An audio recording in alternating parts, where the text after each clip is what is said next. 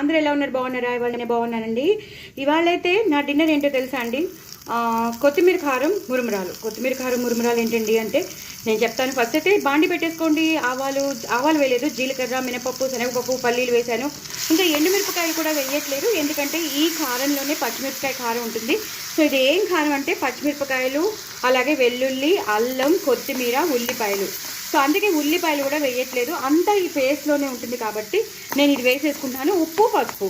So కొత్తిమీర ఎక్కువ వేసుకోవాలి, పచ్చిమిర్చి ఎక్కువ వేసుకోవాలి, అల్లం కూడా మంచిగా తగినంత వేసేసుకుని ఇప్పుడు నేను ఈ మురుమురాలని ఏదైతే నానబెట్టి పెట్టుకున్నానో అది వేసేస్తాను.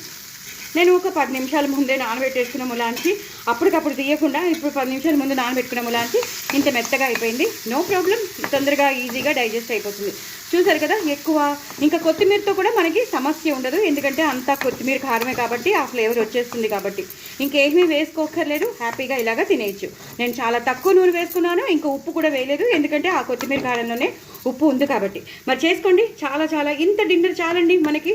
చాలా చాలా టేస్టీగా ఉంటుంది. మా పల్లీలు వస్తూ ఉంటాయి, పోపు వస్తూ ఉంటుంది, చక్కగా టేస్టీగా ఉంటుంది ఆ కొత్తిమీర కారం వల్ల. మరి చేసుకోండి, ఎంజాయ్ చేయండి. మీరు కొంచెం అప్పటికప్పుడు చేసుకుంటే పొడిలాడుతూ వస్తుంది. నేను కొంచెం 10 నిమిషాల ముందు నానబెట్టేసిన ములాంచి ఇలా ముద్దగా అయిపోయింది. సో నో ప్రాబ్లం, ఎలా అయినా తినచ్చు, బట్ టేస్టీగా ఉంటుంది. చేసుకోండి, ఎంజాయ్ చేయండి. డిన్నర్ అంటూ ఏదో ఒకటి చేయాలి, అది కూడా చాలా లిమిటెడ్గా, చాలా తక్కువ చేయాలి. తప్పకుండా ఎనర్జెటిక్గా, ఫిట్గా ఉంటాం, వెయిట్ లాస్ అవుతాం. తప్పకుండా చేసుకోండి. నా ఛానల్ మాత్రం సబ్స్క్రైబ్ చేసుకుని అసలు మర్చిపోదు. బాయ్ అండి.